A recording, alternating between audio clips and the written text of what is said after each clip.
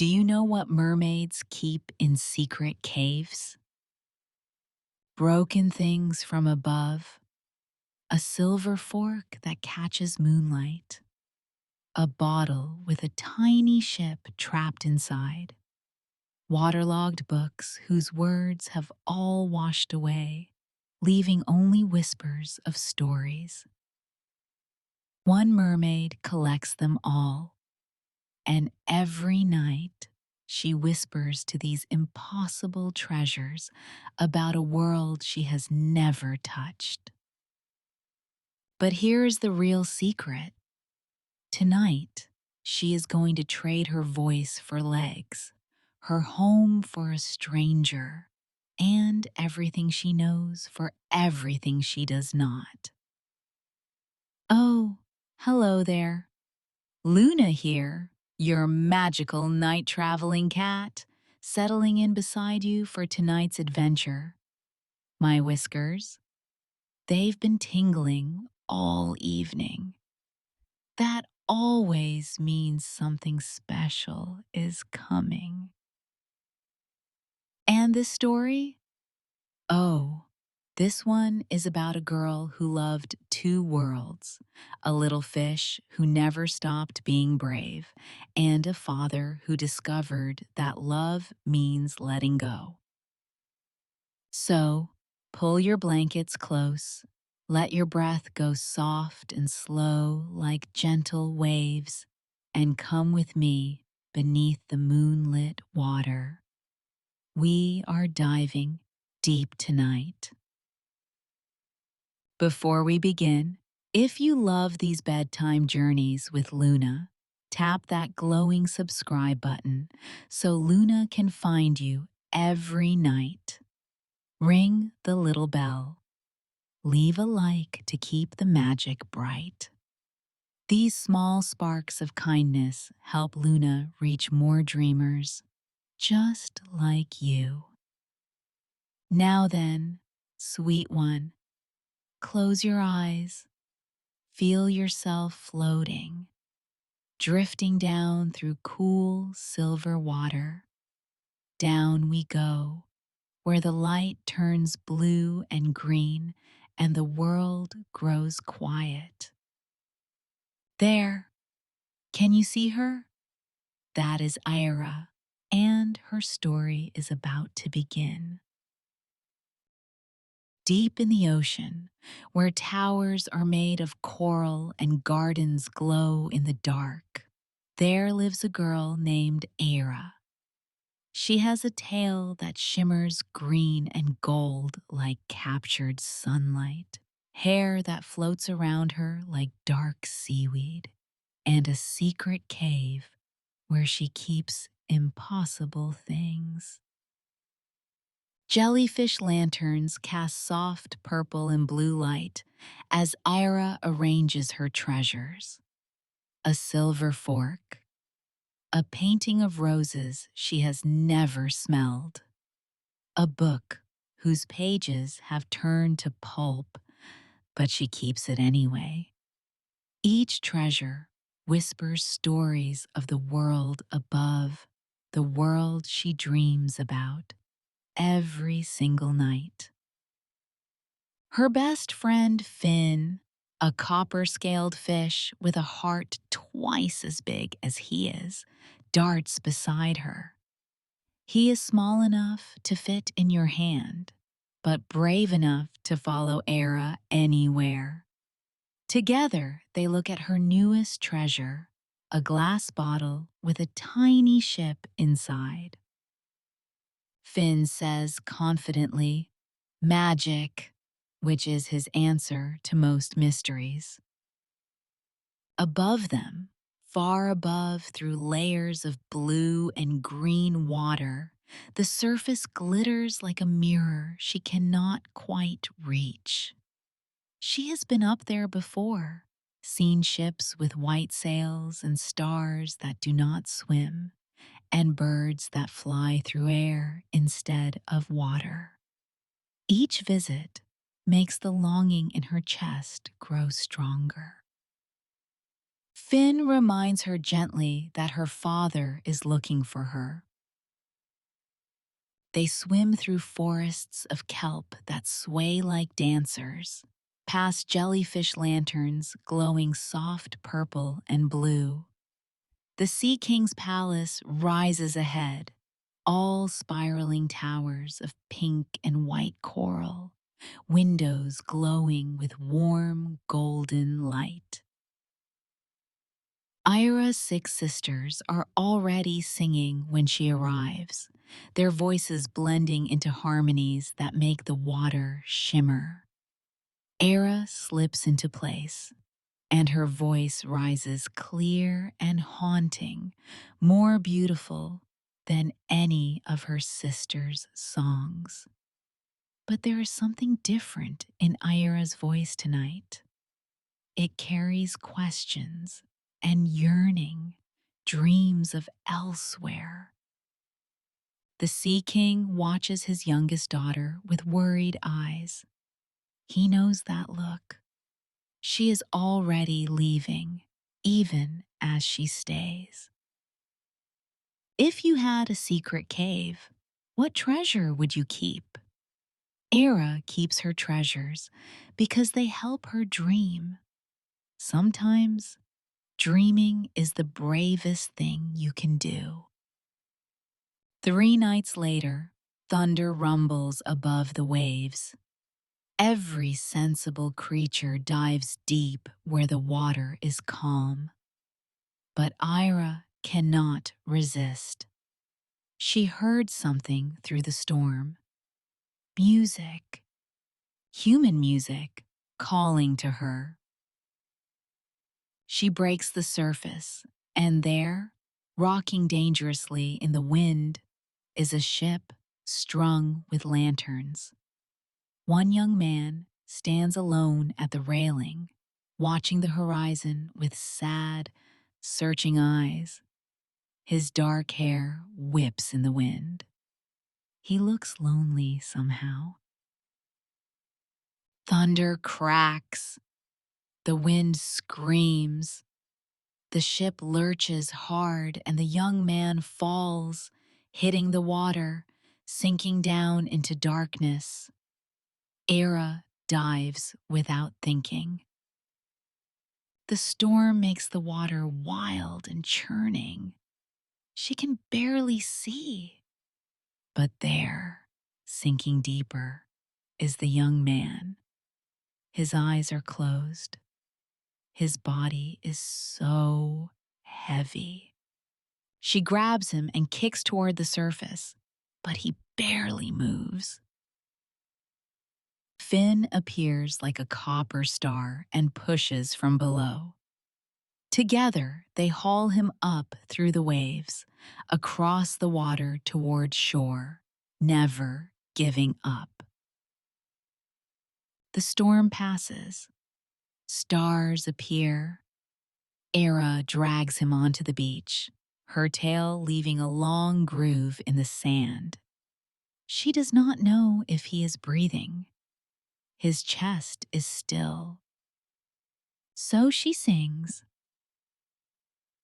Her voice pours over him like warm light, like magic itself. A melody about life and breath and not giving up. And slowly, miraculously, his chest shudders. He coughs. Water spills from his mouth. He begins to breathe again. Voices drift down the beach. Aira knows she has to go. But first, just for one moment, she touches his face with gentle fingers. Then she slips back into the waves. The young man, Prince Kai, wakes to worried faces. He remembers falling, drowning, darkness, and something else. A voice singing, a feeling of being held safe, a touch on his face. He asks who saved him, but no one knows. Every evening after that, Ira returns to the beach. She hides behind rocks and watches Kai walk along the shore, searching. He stands at the water's edge and stares at the horizon with that same lost look. One night, Aira tells Finn, "I have to go to him. I have to know his world." Finn's scales seem to lose their shine. He knows what that means. Morana, the sea witch. Aira pleads, "Come with me. I am afraid to go alone." Finn says simply, "Always," because that is what best friends do. The journey down is long and dark. They pass through layers of ocean where strange fish with glowing eyes drift past like ghosts. Finally, they reach the deepest trench, and there, in a cave that seems to breathe, they find Morana. She is neither young nor old, neither kind nor cruel. Her hair moves like it is alive. Her eyes see straight through to the truth. Morana's voice sounds like waves grinding stones. "You want legs?" Aira whispers, "Yes."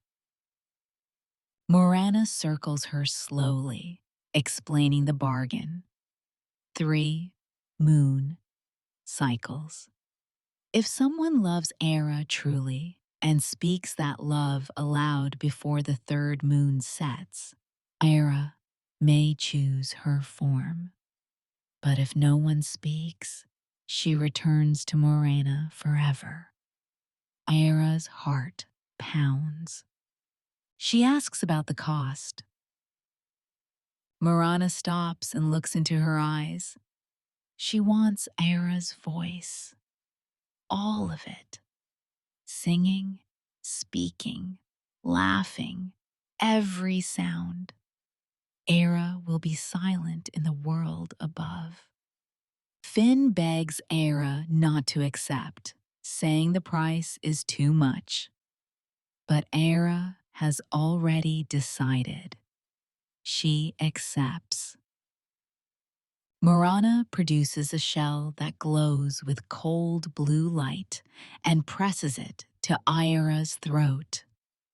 Aira feels her voice pulled out like a thread. She opens her mouth and nothing comes out. The silence is enormous and terrifying. Morana reminds her she has 3 moons to choose well. The transformation happens at dawn. Aira's body burns. Her tail splits, reforms, becomes 2 legs, 2 feet, 10 toes. The pain is sharp but brief. When it ends, she is lying on the beach in the pink early light, and air touches her skin in a way she has never felt before. She tries to stand and falls. Legs are impossible. Kai finds her on his morning walk. She is sitting in the sand wearing only kelp and shells, trying to figure out how walking works. He kneels beside her and asks if she is hurt and needs help. She looks up with eyes the exact color of the sea and opens her mouth. Nothing comes out. She touches her throat and shakes her head. Kai understands gently. She cannot speak. He offers to help her. He brings her to the lighthouse, gives her warm clothes, makes her tea with honey. She drinks it, and her eyes go wide with wonder. Taste she never imagined. If you could taste something for the very first time, what would you choose? Every first time is a tiny miracle. Days pass like a dream. Aira learns to walk with grace that makes her look like she is still swimming. Kai teaches her words by writing them down. She teaches him how to really see things, how to find wonder in small moments. Finn visits the tide pools whenever he can. He asks how the land is treating her. Ira writes in the sand. Strange, beautiful, but I miss you. I miss my voice. Finn asks if Kai loves her. 2 moons have passed already. Ira writes that she does not know. Maybe, but he has not said it. The second moon brings change. A merchant's daughter named Daria arrives, graceful and kind. She and Kai have been friends since childhood. Aira watches them talk together, easy and comfortable, and something in her chest aches. But Finn's gentle presence reminds her she is never alone. One evening, Kai sits beside Aira as the sun sets. His father wants him to marry Daria. She is wonderful, but when Kai nearly drowned, someone saved him. He heard singing. He felt someone holding him safe. He looks at Aira, saying he cannot forget that voice or that feeling. Aira's eyes fill with tears. She wants to scream it. That was me. I saved you. I love you. But she has no voice, and the second moon is setting, leaving only 1 moon left.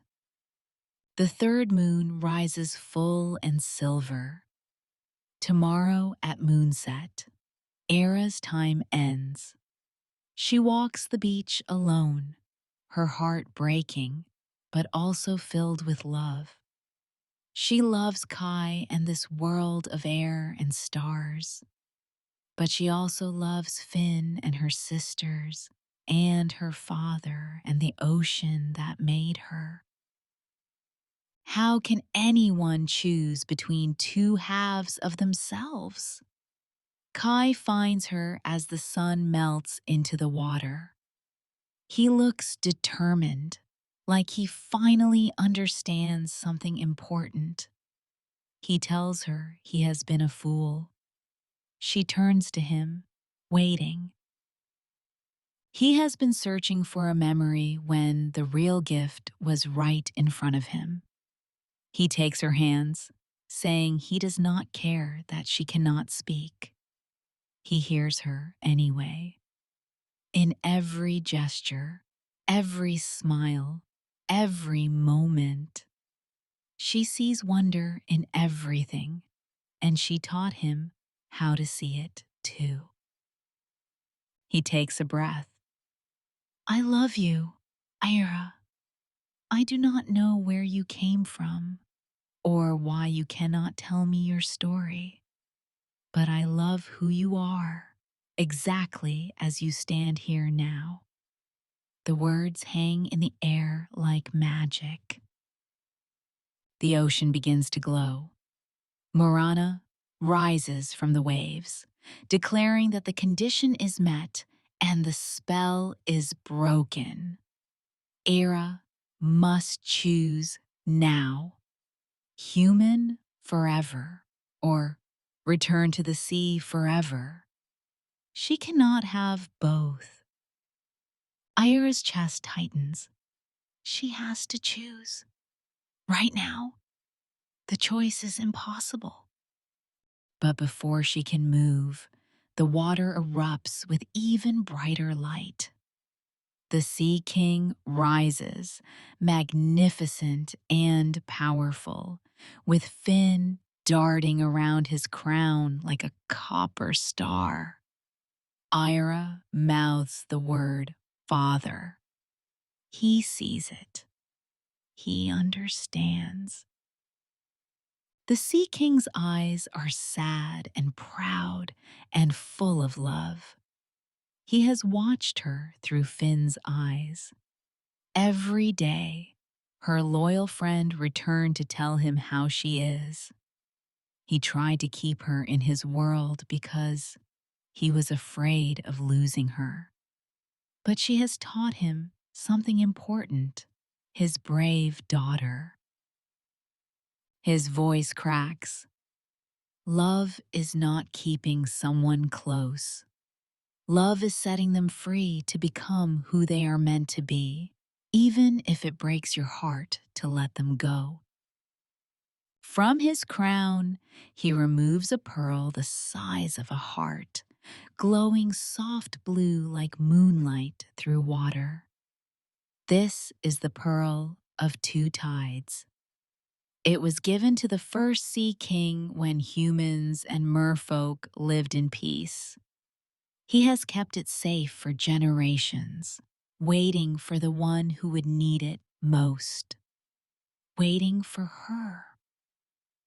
He places it around Aira's neck on a chain of silver kelp. It settles against her throat. The pearl warms, and suddenly, wonderfully, Aira can breathe. Not just air, water too. She knows it without trying, and her voice returns. Kai, she says, and the word is magic. It is me. I saved you from the storm. I sang to you on the beach. I have loved you since that moment. Kai's face transforms with joy. It was you. It was always you. He pulls her close and she laughs, making sound again after so much silence. The Sea King watches and smiles through his tears. The pearl lets Aira live in both worlds. She may walk on land. She may breathe beneath the waves. She is the bridge between them. Aira asks if there is a cost, because all magic has a price. Her father nods. The pearl works only for her lifetime. Her children must choose one world or the other. She is unique. She is the bridge, but her magic ends with her. Aira understands. Then I will use this gift wisely. I will bring the worlds together. She dives into the water, and the ocean welcomes her home. She breathes water as easily as air. Her legs transform back into her beautiful tail. She swims in spirals while Finn races around her, both laughing and celebrating. I missed you so much, Aira tells him. Thank you for being my friend. Finn asks if she is really staying on land. Aira surfaces. Kai stands in the water with the biggest smile. She takes his hand. I am staying here, but I will visit the ocean every single day. We will explore together, both worlds, all of us, and they do. Aira and Kai live in the lighthouse by the sea. Every morning, Aira dives deep. She swims with Finn through coral forests and underwater caves. She visits her sisters and sings with the whales. She brings stories from above and takes stories back down. Every evening, she returns to land, to Kai, to firelight and tea, and the feeling of earth beneath her feet. Finn lives in the tide pools below the lighthouse. He becomes known in both worlds. The merfolk call him the brave messenger. The humans call him the prince's counselor. Kai learns to understand him, and Finn warns about storms and currents. Together, the three of them become explorers. They discover underwater caves with ancient paintings, showing when humans and merfolk were friends. They find tidal gardens where both worlds meet. They map the coastline. They become bridge builders, bringing understanding between two worlds that have been separate for too long. Aira knows the pearl's magic ends with her. Her children will have to choose one world or the other. But she teaches them to love both worlds, to understand that different does not mean separate, that love is the bridge between all worlds. On quiet evenings when the moon is full, Ira stands at the edge of the water with Kai on one side and Finn on the other. She sings, and her voice carries across both worlds. It is a song about love and sacrifice, about choosing and being chosen, about how the best magic comes from letting go. And so Aira found her home, not in one world or the other, but in the spaces where they touch. With Kai beside her and Finn never far away, she lived a life of wonder and discovery, breathing both air and water, belonging everywhere her heart could reach. The best magic, little one, is not about choosing.